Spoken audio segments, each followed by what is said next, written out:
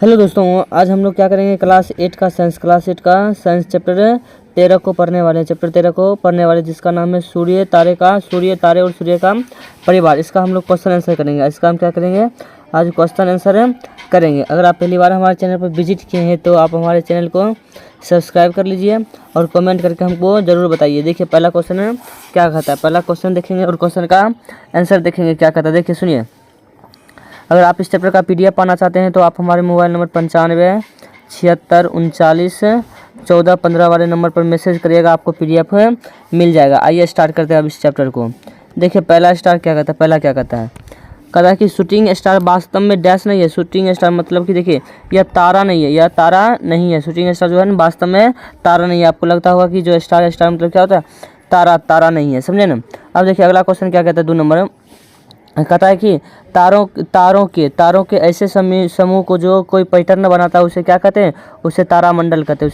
तारामंडल कहते हैं। अब अगला कहता है कि सूर्य से सबसे अधिक दूरी वाला ग्रह कौन सा है, आपके यहाँ यूरेनस। कौन सा ग्रह है, यूरेनस, समझे ना। अब कहता है कि वर्ण में हल्का लाल प्रतीत होने वाला ग्रह कौन सा है, कहिएगा मंगल ग्रह कैसा होता है, हल्का सा लाल होता है, इसलिए इसे क्या कहते हैं, लाल ग्रह भी कहते हैं। अब देखिए कहता है कि क्षुद्र ग्रह डैश ग्रह के बीच कक्षाओं में के बीच पाया जाता है। आपके एगो मंगल होता है और बृहस्पति कक्षा के बीच में जो होते हैं छोटे छोटे क्षुद्र ग्रह होते हैं, क्या होते हैं, क्षुद्र ग्रह होते हैं, समझे ना। अब देखिए अगला कहता है मिलान करें, क्या करें, मिलान करें। देखिए आप आसानी से मिलान कर सकते हैं। देखिए पहला कहता है कि बाह्य ग्रह कौन सा है, देखिए शनि ग्रह जो है ना वो बाह्य ग्रह की श्रेणी में आता है। शनि ग्रह क्या आता है, बाह्य ग्रह की श्रेणी में आता है। और कहता है कि आंतरिक ग्रह कौन सा है, तो आंतरिक ग्रह आपको पता होना चाहिए मंगल ग्रह है आंतरिक ग्रह। अब पृथ्वी का उपग्रह क्या है, पृथ्वी का उपग्रह चंद्रमा है। पृथ्वी का उपग्रह क्या है, चंद्रमा। और तारामंडल क्या है, तारामंडल जो है सप्तर्षि है, क्या है, सप्तर्षि है। और आर्यभट्ट क्या है, एक कृत्रिम उपग्रह है, मतलब मानव ने बनाया, इसलिए इसे क्या कहते हैं, कृत्रिम उपग्रह कहते हैं, समझे ना। अब आगे देखिए आगे क्या कहता है, इससे अगला क्वेश्चन देखते हैं, समझे ना। 3 नंबर क्वेश्चन देखते हैं, कहता है क्या कहता है, समझे ना। अब इसका क्वेश्चन आंसर देखेंगे, समझे ना।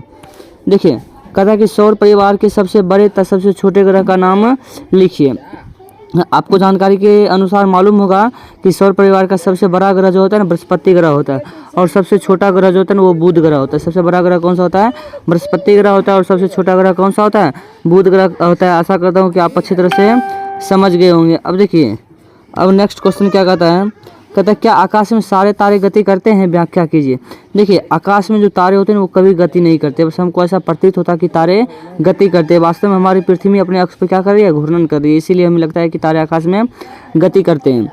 देखिए कहिएगा कि नहीं, आकाश में सारे तारे गति नहीं करते हैं, क्योंकि आकाश में रात में लगभग 2 घंटे तक परीक्षण करने से पता चलता है कि कुछ तारे का स्थान तथा दिशा लगभग एक ही होता है। तो कुछ तारे पूर्व से पश्चिम की ओर क्या करते हैं, गति करते हैं, पूर्व से पश्चिम की ओर क्या करते हैं, गति करते हैं। और कोई तारा जो सूर्यास्त होते ही पूर्व में उदय होता है, सामान्यतः वो सूर्योदय से पहले ही पश्चिम में अस्त हो जाता है। इस प्रकार जो होता है, इस प्रकार स्पष्ट होता है कि कुछ तारे का स्थान आकाश में निश्चित होता है, यानी वे गति नहीं करते हैं। तो कुछ तारे पूर्व से पश्चिम की ओर गति करते हैं, मतलब कि कुछ तारा जो होता है ना वो उसका स्थान फिक्स होता है, लेकिन कुछ तारे ऐसे होते हैं जो गति करते हैं। अब आइए अगला क्वेश्चन देखते हैं, अगला क्वेश्चन क्या कहता है। अगला क्वेश्चन 5 नंबर देखिए क्या कहता है, कहता है कि तारों के बीच दूरियों को प्रकाश वर्ष में व्यक्त किया जाता है। कोई तारा पृथ्वी से 8 प्रकाश वर्ष दूर है, इसका क्या तात्पर्य है। तो आप कहिएगा तारों के बीच की दूरियां इतना अधिक होती है कि इसे पढ़ना या लिखना या बोलना आसान नहीं होता है। जो सूर्य से लगभग, मतलब माने कि सूर्य से पृथ्वी से सूर्य लगभग 15 करोड़ किलोमीटर दूर है। लगभग कितना दूरी है, 15 करोड़ किलोमीटर दूरी है, समझे ना। और कुछ तारे इससे भी अधिक दूर है। अतः सुविधा के लिए दूरी मापने के लिए एक बड़े पैमाने का प्रयोग किया जाता है, जिसे प्रकाश वर्ष कहते हैं। जिसे क्या कहते हैं, प्रकाश वर्ष, मतलब कि अधिक दूरी होता है तो उसको मापने के लिए हम किसका उपयोग करते हैं, प्रकाश वर्ष का उपयोग करते हैं। अब देखिए आगे समझिए, कहता है एक प्रकाश द्वारा 1 वर्ष में तय की गई दूरी को प्रकाश वर्ष कहते हैं। मतलब कि एक वर्ष में एक प्रकाश द्वारा 1 वर्ष में जितनी दूरी तय किया उसे क्या कहेंगे, प्रकाश वर्ष कहते हैं। जबकि प्रकाश की चाल जो होती है 3 लाख किलोमीटर प्रति सेकेंड होती है, इसमें कोई तारा पृथ्वी से 8 प्रकाश वर्ष दूर है। इसका मतलब यह हुआ कि वो प्रकाश वर्ष 1 वर्ष में जितनी दूरी तय करती है उसका 8 गुना के बराबर है। मतलब कि मान लीजिए 1 किलोमीटर दूरी करता है तो इसका 8 गुना कर दीजिएगा तो कितना हो जाएगा, 8 किलोमीटर हो जाएगा, समझे ना। इसका मतलब यही है, आप सारा नोट करिएगा। अब देखिए अगला 6 नंबर क्वेश्चन देखिए, 6 नंबर क्वेश्चन समझने वाला है, समझे ना। अब देखिए कहता ग्रहों के परिक्रमा का आरेख खींचे जिसमें सूर्य के चारों ओर परिक्रमा करते हुए ग्रहों को दर्शाया गया। देखिए आप अगर इसका चित्र बनना चाहते हैं, बेहतरीन बनना चाहते हैं, क्लास 6 का हमारी दुनिया, क्लास 6 का हमारी दुनिया देखिए ज्योग्राफी बुक देखिए क्लास 6 का बिहार बोर्ड, तो उसके ऊपर में कवर पे ही एक सौरमंडल का नक्शा पारा हुआ है, समझे ना, मानचित्र है, नक्शा मतलब कि सौरमंडल का है जिसमें सारे ग्रह को दिखाया गया है, समझे ना। आप वो बना सकते हैं, जैसे देखिए पहले क्या होता है सन, है सन के बाद क्या था मरकरी, उसके बाद क्या होता है वेनस, और उसके बाद मून आता है, उसके बाद मार्स होता है, उसके बाद जुपिटर होता है, उसके बाद सैटर्न होता है, उसके बाद नेपच्यून होता है, उसके बाद देखिए क्या होता है, उसके बाद यूरेनस, उसके बाद प्लूटो। तो आप देखिए प्लूटो को 2008 में ग्रह की श्रेणी से क्या कर दिया गया, हटा दिया गया, समझे। पहले 9 ग्रह की संख्या 9 थी, लेकिन प्लूटो को क्षुद्र ग्रह मान कर क्या किया, हटा दिया, समझे ना। तब 8 ग्रह है, समझे ना। आप उसमें पार लीजिएगा, उसमें बेहतरीन तरीके से दिया गया सौर परिवार का, समझे ना। तो अब देखिए अब अगला देखिए, अब कुछ महत्वपूर्ण प्रश्न देख लेते हैं, क्या देख लेते हैं, कुछ महत्वपूर्ण प्रश्न देख लेते हैं, काफ़ी इंपॉर्टेंट है।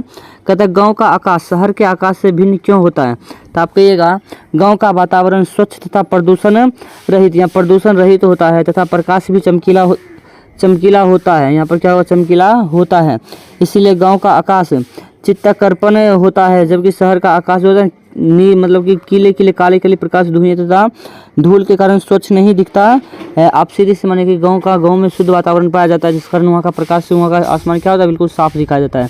लेकिन शहर जो होता है ना वो प्रदूषणकारी होता है, तो वहाँ का आसमान साफ नहीं दिखाई देता है। अब देखिए अब 2 नंबर क्वेश्चन कहता है कि क्या आकाश में तारे जैसे कोई ऐसे पिंड होता है जो टिमटिमाते हैं या नहीं है, समझे। कहेगा हाँ आकाश में तारा जैसा पिंड ग्रह है जो टिमटिमाते नहीं है। एक पिंड ऐसा है, मतलब ग्रह एक ऐसा पिंड है जो टिमटिमाते नहीं है, तारे टिमटिमाते हैं। कहता है खगोलीय पिंड किसे कहते हैं। आप कहिएगा तारे ग्रह चंद्रमा आकाश के बहुत से अन्य पिंड क्या कहलाते हैं, खगोलीय पिंड कहलाते हैं। अब अगला देखिए, कहता है कि रात्रि के समय आकाश में सबसे अधिक प्रदीप्त पिंड कौन सा है। कहिएगा रात्रि के समय आकाश में सबसे अधिक प्रदीप्त पिंड जो होता है ना वो चंद्रमा होता है, समझे। चंद्रमा के कारण ही हम रात को क्या करते हैं, जब पूर्णिमा की रात होती है तो हमें क्या करते हैं, सभी दिखाई देते हैं। अब कहिएगा बाल चंद्र किससे कहते हैं। कहिएगा अमावस्या के दिन यानी चंद्रमा एक छोटा भाग आकाश में दिखाई देता है, इसे क्या कहते हैं, बाल चंद्र कहते हैं, मतलब छोटा सा चांद कहते हैं। कहते हैं कि चंद्रमा की कलाएं किसे कहते हैं। सब इंपॉर्टेंट क्वेश्चन है। कहिएगा पूरे माह तक दिखाई देने वाले चंद्रमा के प्रदीप्त भाग के विभिन्न आकृतियों को चंद्रमा की कलाएं कहते हैं। अब अगला कहता है चंद्रमा का पृष्ठ कैसा होता है। तो आपको पता है कि चंद्रमा का पृष्ठ कैसा है, धूल भरा है तथा खुरदुरा है, समझे। तो आपको कहिएगा चंद्रमा का पृष्ठ धूल भरा तथा निर्जन है, उस पर विभिन्न अमापों के गर्द तथा बड़ी ढाल वाले पर्वत भी हैं। वहाँ ना तो वायुमंडल है और ना ही जल है। अगर चंद्रमा पर वायुमंडल और जल होता तो वहाँ भी जीवन संभव होता, लेकिन संभव नहीं है। अगला कहता है क्या चंद्रमा पर किसी प्रकार का जीवन की संभावना हो सकती है। तो कभी भी नहीं हो सकती है। कहिएगा नहीं, क्योंकि चंद्रमा पर ना तो वायुमंडल है और ना ही जल है, अतः वहाँ जीवन संभव नहीं है। हम जल के बिना 1 दिन 2 दिन तक रह सकते, लेकिन वायुमंडल के बिना 1 मिनट और 2 मिनट भी नहीं रह सकते। कहता है कि चंद्रमा पर पहुंचने वाले प्रथम व्यक्ति कौन थे। आपको पता होगा कि चंद्रमा पर जाने वाले प्रथम व्यक्ति अमेरिका के अंतरिक्ष यात्री नील आर्मस्ट्रांग था, जो 21 जुलाई 1969 ईस्वी को चंद्रमा पर अपने कदम रखे थे। उसके बाद एडविन एल्ड्रिन जो थे ना वो चंद्रमा पर उतरे थे। आशा करता हूँ कि ये सब आपके बुक से ही है, आप लोग याद कर लीजिएगा, समझे ना। अब आइए अगला देखिए, अगला क्वेश्चन क्या कहता है। कहता है कि क्या सभी तारे समान रूप से चमकीले हैं। कहिएगा नहीं, सभी तारे समान रूप से चमकीले नहीं होते हैं। जो तारे पृथ्वी के नज़दीक हैं वो ज़्यादा चमकीले दिखाई देते हैं, और जो दूर हैं वो क्या करते हैं, वो कम चमकीले दिखाई देते हैं। मतलब कि जैसे हम पृथ्वी से दूर जाएंगे वैसे ही तारा कम चमकीला होता जाएगा। अब देखिए अगला कहता है कि सूर्य भी एक तारा है, परंतु यह बाकी तारों से इतना बड़ा क्यों दिखाई देता है। तो देखिए सूर्य हमारे पृथ्वी से बहुत नज़दीक है तारे की तुलना में, इसलिए हमें बड़ा दिखाई देता है। तो आप कहेंगे सूर्य भी एक तारा है, परंतु बाकी तारों की तुलना में लाखों गुना अधिक दूर है, अतः बाकी तारे बिंदु के समान और सूर्य उनकी तुलना में काफ़ी बड़ा दिखाई देता है। नज़दीक है इसलिए बड़ा दिखाई देता है, और तारे दूर हैं इसलिए क्या दिखाई देते हैं, छोटे दिखाई देते हैं। अब 12 नंबर क्वेश्चन देखिए, कहता है कि सौर परिवार का सबसे बड़ा ग्रह का नाम क्या है। तो आपको पता होगा सौर परिवार का सबसे बड़ा ग्रह कौन सा है, बृहस्पति ग्रह, जो लगभग पृथ्वी से 1300 गुना बड़ा है। हमारा जो मानव जाति का पृथ्वी लोग है, समझे, इससे 1300 गुना बड़ा है कौन सा, बृहस्पति ग्रह, समझे। अब कहता है कि तारामंडल क्या होता है, किन्हीं तो तारामंडलों के नाम लिखिए। तो आपके पहचानने जानने योग्य आकृतियाँ वाले तारों के समूह को तारामंडल कहते हैं, जैसे सप्तवर्षीय और ओरायन। यह क्या है, एक तारामंडल है, क्या है, एक तारामंडल। अब कहता है ग्रहों के अतिरिक्त और सौर परिवार के अन्य 2 सदस्यों के नाम लिखिए। ग्रहों के अतिरिक्त सौर परिवार के 2 सदस्य निम्नलिखित हो सकते हैं। देखिए धूमकेतु, उल्का तथा क्षुद्र ग्रह भी हो सकते हैं ग्रहों के। अब अगला देखिए, कहता है व्याख्या कीजिए कि सप्तवर्षी की सहायता से ध्रुव तारे की स्थिति आप कैसे ज्ञात करेंगे। तो कहिएगा सप्तवर्षी के सिरे 2 तारों से गुजरने वाली सरल रेखा को उत्तर दिशा में बढ़ाने पर वह एक ऐसे तारे तक पहुंचती है जो कम चमकीला होने के कारण धुंधला सा दिखाई देता है, धुंधला सा दिखता है। यह धुंधला सा तारा ध्रुव तारा है। ध्रुव तारा सदैव एक ही स्थान पर स्थित रहता है। आपको याद होगा कि ध्रुव तारा जो है एक ही स्थान पर हमेशा क्या रहता है, स्थिर रहता है, यह इधर उधर नहीं होता। पहले इसी से क्या करते थे, दिशा का ज्ञान लगाते थे हम लोग किस दिशा में है। अब कहता है कि सूर्य पृथ्वी से कितना दूर है, तो हम बता दिए थे कि सूर्य पृथ्वी से कितना दूर है, 15 करोड़ किलोमीटर दूर है। कहता है प्रकाश वर्ष किसे कहते थे, इससे पहले ही देखे थे प्रकाश वर्ष की परिभाषा। कहेगा प्रकाश द्वारा एक वर्ष में चली गई दूरी को प्रकाश वर्ष कहते हैं और प्रकाश की चाल 3 लाख किलोमीटर प्रति सेकेंड होता है। कई किताब देखेंगे तो लिखा रहेगा 3 × 10⁸ मीटर प्रति सेकेंड। अब देखिए अगला क्वेश्चन देखिए। अब 18 नंबर क्वेश्चन कहता है कि ऐसा कौन सा तारा है जो एक ही स्थान पर स्थिर दिखाई देता है। तो आप कहिएगा कि ध्रुव तारा एक ही स्थान पर स्थिर दिखाई देता है। आपको कहता है कि तारामंडल किसे कहते हैं, कहिएगा कि जानने पहचानने योग्य आकृति वाले तारों के समूह को क्या कहते हैं, तारामंडल कहते हैं। जैसे ओरायन हो गया, सप्तर्षि हो गया। अब 20 कहता है कि वह कौन सा तारामंडल है जिसे हम सर्दियों में मध्य रात्रि देख सकते हैं। कहिए ओरायन एक विख्यात तारामंडल है जिसे हम सर्दियों में मध्य रात्रि में देख सकते हैं। अब देखिए अगला क्वेश्चन कहता है कि किस तारामंडल को शिकारी भी कहते हैं, कहेगा ओरायन तारामंडल को शिकारी भी कहते हैं। कहता है आकाश में सबसे अधिक चमकीला तारा कौन सा है, कहेगा साइरस। कहता है सबसे अधिक तारा सीरियस होता है, इसको क्या कहते हैं, लुब्धक। Thanks for watching.